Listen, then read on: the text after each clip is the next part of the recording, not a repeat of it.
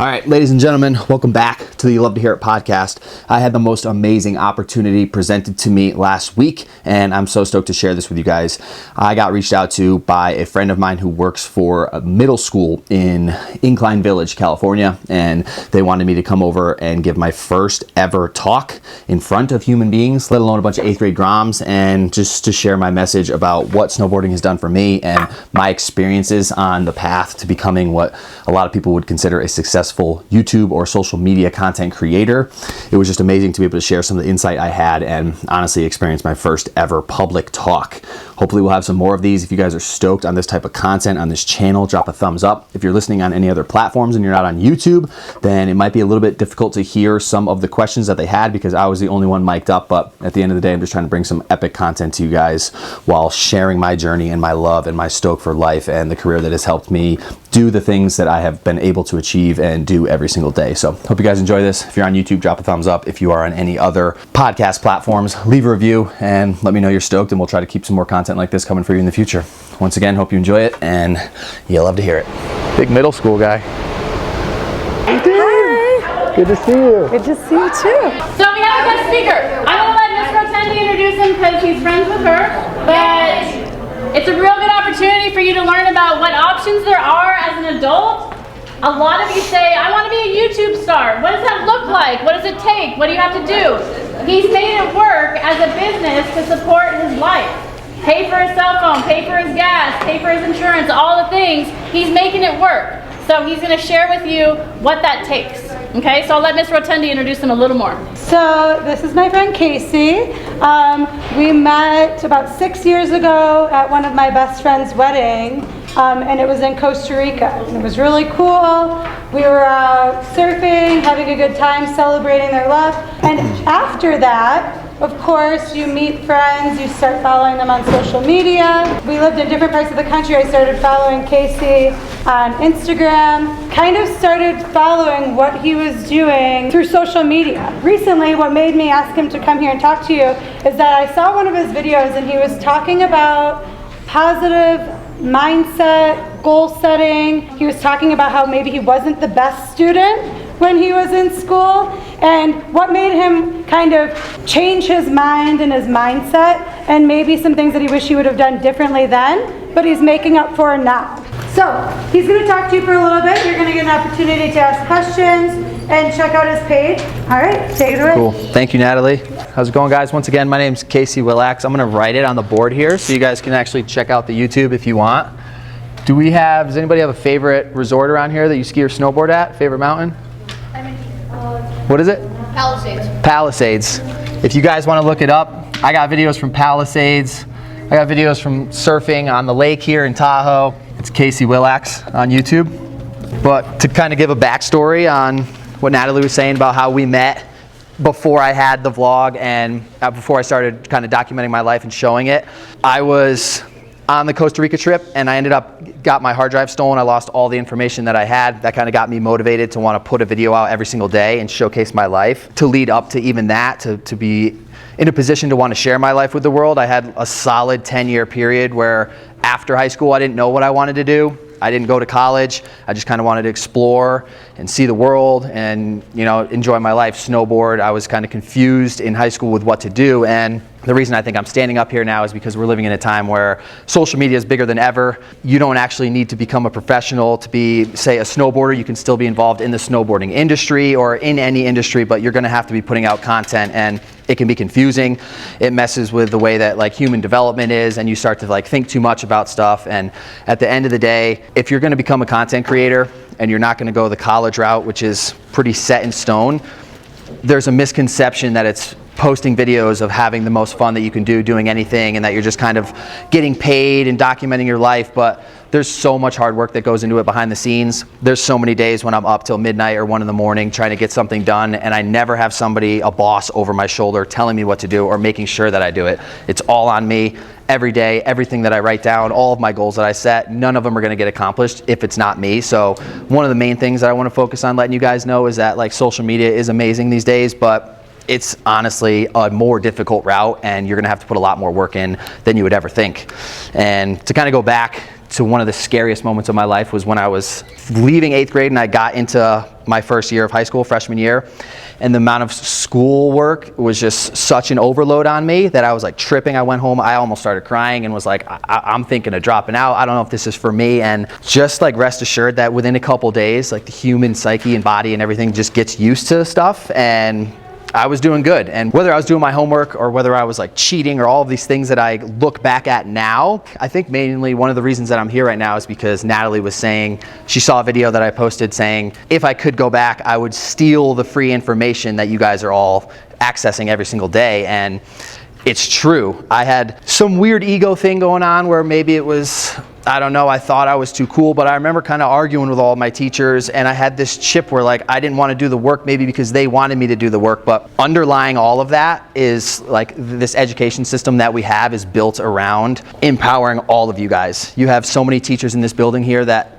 care about nothing other than your guys' well-being and your education. And it, like I was saying, if I could go back and give you guys a piece of advice, it's just cherish and harness these moments where your brain is so easily available to absorb information, and respect all of your teachers, because that's really all that they're trying to do here is make you guys the best that you can be. And fast forward 10, 15 years, and I find myself in my room by myself studying Spanish, studying random things that interest me now that maybe didn't in the past, quantum physics and just how the universe works, and so many things that it's actually not only more difficult for me to learn as I get older because your brain doesn't absorb information, but you have a set window right now of like 8 to 10 hours of your day, hour windows where you're being taught stuff like focused one-on-one. So the biggest thing you can do is just utilize your time, because right now you're in it. So I always just say, like, why wouldn't you? Why wouldn't you try to do the best that you can do with the time that you have? And that's going to lead into your future, whether you're doing something on social media, whether you have a day job, whether you're cleaning your house. You want to do the best that you can possibly do in all aspects. That's like the two main things that I want to focus on, and also just really let you guys know that like there is that uneasy feeling of maybe when you're going into high school, more towards the end of your high school career, when you're talking with your guidance counselors about what you want to do and you're unsure if maybe you want to take some time off and go travel and snowboard and see the world, or whether you want to go right into school. I remember my mom, one major thing that she told me was she's going to support me no matter what I do, but if I go to college, I have a massive budget, $50,000 to $100,000 that she'll pay, and she will cover all the classes and all the expenses and put me up in a dorm and cover all that. But if I wanted to go on my own and I wanted to backpack through Europe, then I was going to have to get a job. I was going to have to make less money than I would with a career, but do the things that I love. And I really, over that decade before I started the YouTube channel documenting everything, is when I learned how it's not for everybody. And it might seem amazing, like I said about the social media aspect, but like being a ski bum or a snowboard bum it's one of the toughest things I've ever done. It's harder than working any desk job or any dish job. Like, you have to be okay with being cold and having less and surviving on less money and not being able to afford all of these luxuries and like constantly sleeping on people's couches. And it really does take a toll. And I just want to say that it's not for everybody. And if you're super set in stone and you feel like you got your college route and you've got your classes dialed, like, you need to be so grateful for that, because not everybody has that. And when you harness in what you want and what you want to do, like, that's something to be really grateful for, because not everybody has that. So I want to let you guys know that it's okay if you feel uncomfortable about your future and what you want to do, because when I was 17, I knew deep down that like the college thing wasn't for me. I couldn't handle the schoolwork and everything, and maybe in the future it would be for me. But my guidance counselor was trying to help me so hard with getting into colleges, and I thankfully had a supportive mother who said that if I wanted to pursue my skateboarding career and move to California, that she wasn't going to financially do it, but she would be there for me, like, in spirits and in hopes. And I've always been so grateful for that. So since I was 17 or 18 years old, I moved out of my house, moved into my pickup truck, and have been like driving basically from mountain to mountain, state to state, living on basically nothing, and just learning so much about life and how I thought that route was so easy, because you only see the glorification, you only see the Instagram posts, you only see the final YouTube production. But at the end of the day, like, it really is so much hard work. And yeah, I just want to support you guys on any of your decisions that you have. So I don't know if you guys got any questions, anything that like maybe relates to you or relates to anything that I say. If you guys want to throw it out there, maybe raise a hand. If you're nervous, I can answer some questions for you guys privately. You got a question? Oh, yeah. Is coming here going to be like on the YouTube channel? Yeah, absolutely. Oh, nice. Is that Yep. Shout out to the filmer in the back, Taylor. He does, yeah, he does all the follow cam, snowboarding and stuff. Is it hard coming up with videos to make?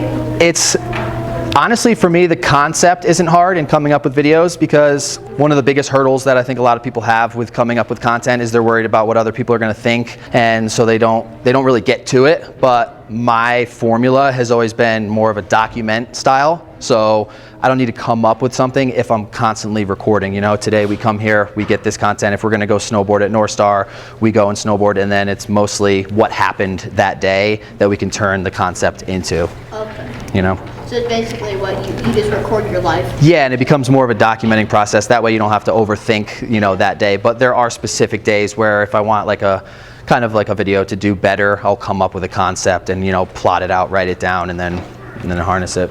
You like met any famous like snowboarders or skateboarders? All of them. Almost all of them, yeah. Well, like met like any other ones? Yeah, one of the most epic nights of my life was the Utah Park City Woodward opening, and it was psycho. It was Tony Hawk, Shaun White, Travis Pastrana, like every single top pro that you could ever think across every single action sport. It was insane. You edit the videos or just somebody else? Up until right now, I have edited like 99% of every video I've ever put out. Yeah, in 2017 I decided to do daily, and my brothers helped me with a couple of them, and like as years have gone on, I've gotten some help with production. I like recently just hired my first person, but yeah, for the first 4 or 5 years it was me every morning, every night, doing everything on my own. When did you start your channel? November 14th, 2017. And I think I said this earlier, the whole reason that I started the channel was because I got hard drive robbed when I was in Mexico, and that made me want to get the turnover rate to just basically the same day. Is YouTube the only thing actually supporting you financially? No, so the route that I've taken, there's not really a gigantic income from one stream, as it's more about multiple smaller streams of income. So it could be, yes, ads from YouTube videos, but then there's also smaller things like merch lines, sponsors that sponsor specific videos, packages that I could put together if people want maybe a cookbook or something, or some other like magazine that I can offer. But it's really always about like how much work can I put in to create something of value to give to people that would want to support me back. What was the favorite place that you've been to in the world? Whew. For surfing, Indonesia for sure, and for snowboarding, Japan, hands down. Yeah, snowboarding in Japan is, hopefully we'll make it back there this year. I'm from Japan, but which part? You're from Japan. 2019 we did the South Island, Hapone 1, and Niseko was the third year. 2020 we went to Niseko and we rode all of Grand Harafu and all of those places. Surfing too. Surfing, yeah. We surfed in Japan too. It was good. What's your favorite place to snowboard in Tahoe? Favorite place to snowboard in Tahoe Mine's the lake. is the lake. That's my favorite place to surf. Someday we got to snowboard on the lake. I would say for park, I like Woodward the best, and probably for powder, Sugar Bowl. Yeah, what about you? I heard that's a very cool place. Yeah, what's your favorite place? Diamond Peak. Diamond Peak's good. Diamond Peak's good. I've ridden Diamond Peak. Mount Rose, all of them. Anybody else? Any other questions? Ski? I skied, the first thing I did was skiing. I was like 3 or 4 years old, skied till I was like 8 or 9. What was your worst accident, like snowboarding or like surfing? 2 months ago to this day, I broke my ankle. Yeah, look at me now. Nice. Surfing. Surfing? Yep. Surfing right onto the sand. It was pretty gnarly in Newport Beach at the Wedge. Natalie, did you have something? Who's your favorite teacher and why? Whew. You know what? I'm actually going to share a story that I thought before I came here that I just got reminded of. So my favorite teacher, I think his name was Mr. Cody. Is that his name? He was transportation, and for some reason I looked up to this guy so much. The way he kind of respected everybody and like allowed us so much freedom, probably too much. I think he got fired because of that, but I just respected this guy so much. And I got into an argument with one of my friends, one of the students at the school, and in our little argument, I ended up yelling at the teacher, telling him not to tell me what to do, and that whole rest of that night, I just kind of felt like Mr. Cody's just gonna be bummed on me. Like there's no way I should have done that, and it was eating me up. And so the next day, the bell rang, and before class, I got there as soon as I could so I could have some time in between classes with him. And when he saw me, he kind of felt what was about to go down, and I just told him straight up, like, hey, I wanted to come in here early and apologize for yesterday. That was completely out of pocket. I was yelling. My temper got the best of me. I was supposed to be yelling at him. I yelled at you. It was disrespectful. I was sorry. And the way that he stood up and responded to me and basically just told me that what I did is irrelevant because of like the manpower in me or whatever that it took to come and apologize to him, and like seeing the respect that he gave me just for showing up and admitting my wrong, like it changed the way that I handle situations like for the rest of my life. And now I'm so much more quick to, when I know I did something wrong, or even not, look at it in the other person's perspective as maybe how could it have been my fault, and just be the first one to apologize. But Mr. Cody, I would say, was probably one of the most gangster teachers I had. Yep. So, out of surfing, skateboarding, and snowboarding, what do you think you're best at? Best at would probably be snowboarding for sure. It's also the one I've been doing the longest. Are you considered pro for snowboarding? That's a controversial topic right there. Depends who you ask.